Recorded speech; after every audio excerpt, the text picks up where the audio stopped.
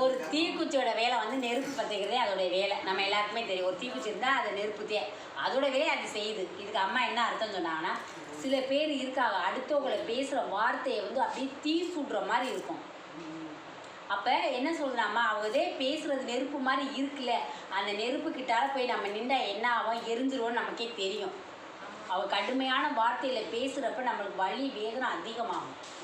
அப்போ அம்மா என்ன சொல்கிறா, அவள் நெருப்புன்னு தெரிஞ்சப்ப ஏன் பக்கத்தில் போய் நிற்கிற, அது நெருப்புன்னு தெரிஞ்சிருச்சு, அந்த நெருப்புக்கிட்ட போகாத, போய் நின்று நம்மளை எரிச்சுக்கிறதுக்கு பதில் அவங்க பேசுகிறாங்க. அந்த 3 கதையுமே அப்படித்தே அவங்க பேசுகிறாங்களுக்கு நம்மளும் பதில் பேசி நம்மளும் எரிச்சுக்கிட்டு நம்ம மனசை வலி வேதனை ஆக்குறதுக்கு அந்த நெருப்பு சுட போகுதுன்னு தெரியுதப்ப நம்ம என்ன பண்ணிடணும், நம்ம எதுக்காக மற்ற சட்டியில் வந்து தீ அடுப்பில் வைக்கிற சட்டியே துணி வச்சு பிடிக்கிறோம், சுடுமுன்னே துணி வச்சு பிடிக்கிறோம், ஏன் சும்மா பிடிக்கிற தூக்கலாம்ல, நம்ம தூக்குறோமா, சுடும் தெரியுதுல்ல.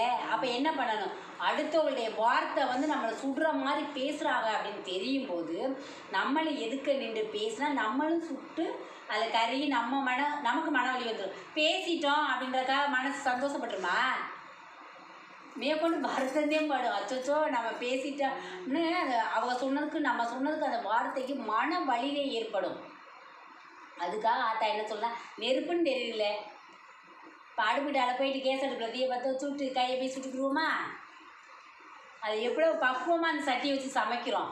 தினம் நம்ம சமைக்கிறோமே, ஏதாச்சும் கை காலை சுட்டுக்கிறோமா, எவ்வளோ பக்குவமாக பயந்து ஒரு தொடர்னா டக்குன்னு அந்த புடி துணி எடுத்துட்டே அந்த தட்டை எடுக்கிறோம். அது சோறை வடிக்கிறப்ப என்ன ஒரு புடி துணி வச்சுட்டேனே வடிக்கிறோம், குழம்பு இறக்குறப்ப புடி துணி வச்சுட்டேனே அது சுடுன்னு நம்மளுக்கு தெரியல. அப்போ அவள் பேசுகிற வார்த்தை கடுமையாக பேசுகிறாங்க, நம்மளை சுடுற மாதிரி பேசுகிறாங்க, வலி வேறு உண்டாக்குற மாதிரி பேசுகிறாங்க.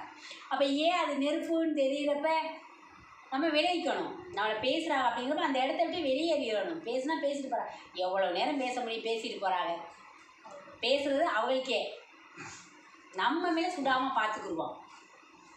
சுடுறதுனால நமக்கு என்ன ஆகும் தெரியுமா, நமக்கு காயம் புண்ணு ஏற்படும் தெரியுமில்ல, அந்த புண்ணுக்கு நம்ம மருந்தோட எங்கே போகிறது, புண்ணாயிருல மனசு நம்ம காயமாகி போயிடும்ல.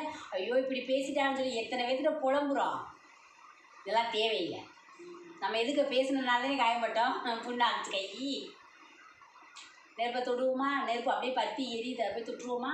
அது மாதிரி ஒருத்தர் சண்டை பேசுகிறாங்க அப்படின்னா நீங்கள் விலை போயிருங்குது அம்மா, நீங்கள் எதுக்க நின்று சுட்டுக்கிறாதீங்க, உங்கள் மனசை காயப்படுத்திக்கிறாதேன்னு சொல்கிறாங்க.